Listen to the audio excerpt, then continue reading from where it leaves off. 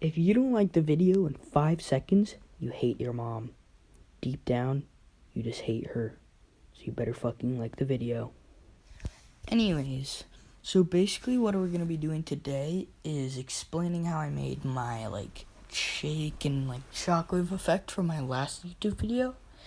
It's really easy. The two apps you're going to need are Video Leap and CapCut. They're both free on the App Store, so don't worry about paying for any unlimited whatever. But basically what you want to do is click CapCut. We're going to use that first. New project. And the clip you're going to use. And then at the top there's a circle. Click the circle. Add. At the very end there's this weird thing, outro, so click delete. And then what you want to do first is you want to find right where you hit your shot, so right there. Click the video. At the very bottom at the start it'll say split your video. Go to the second part of your video, animation, in, and swipe over to you see shake 1, so it's right here. I put my duration at 0.5, 0.6 works best. And then check. So it looks like that shake effect.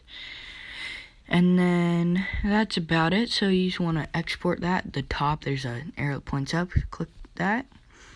1080p or 720p, and then drag your frame rate up to 60. Export. And then click done. Exit out of CapCut, we don't need that anymore. And then Video Leap, and click new project. You want to do this.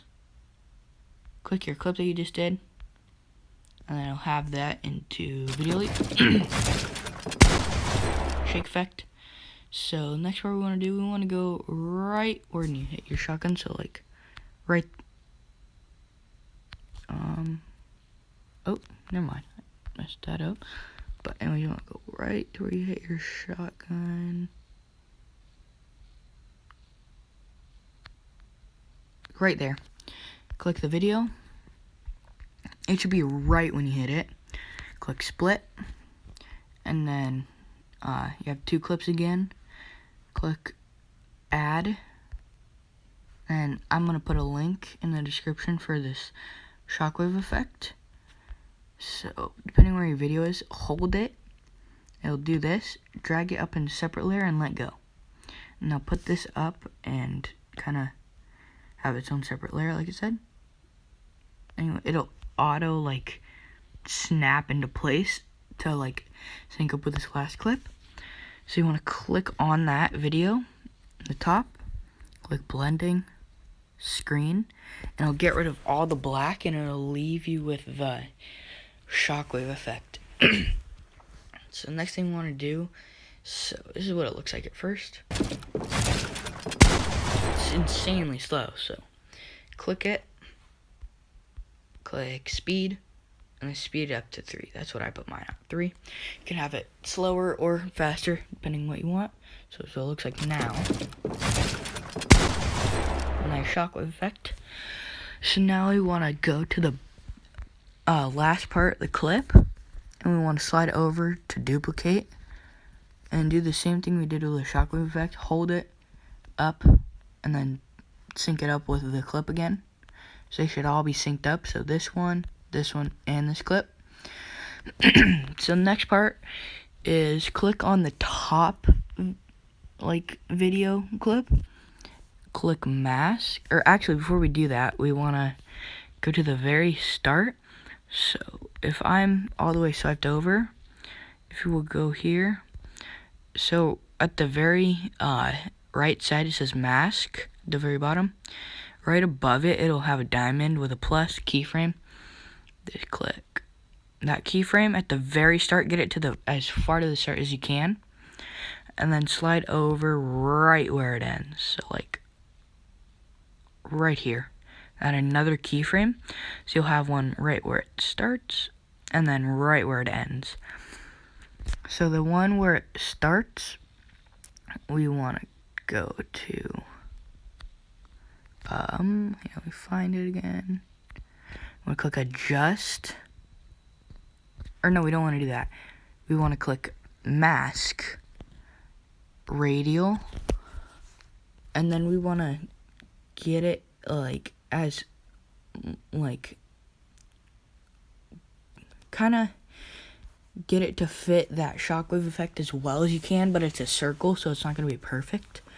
So just get it as close as you can, kind of like this. Kind of get it good as you can. So once you do that, the first keyframe, and you want to go to the second keyframe, and you want to make sure that when you're over the keyframe, it's like that orangish red color. Oops. That orangish red color. And you want to click on mask again, and it'll be on radial again, and then just drag it out with 2 fingers out to the end of the clips, kind of right there. And then what that'll do, that'll go from the start, and the circle will follow the shockwave effect out. And at the start one, the start keyframe, that's when we want to go to adjust. And then there's all of these, click exposure, and then drag it out to like 40. 30, in between 35 and 40 was fine, is the best.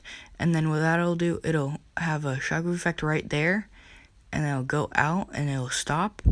And at the second keyframe, we're gonna go there and then bring the exposure back up to 40 again. Oops, not 45, that's too much. And then what that'll do, that'll basically just have the effect go in with the shockwave and then all the way out through the video. So this is what it looks like. Looks like that. Perfect shockwave effect. Alright. So that's basically all it is.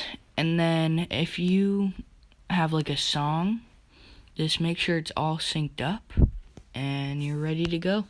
So after you're done, click export, 1080p, 60 FPS, save. I'll export your project, and then it'll be in your camera roll. So that's just about it.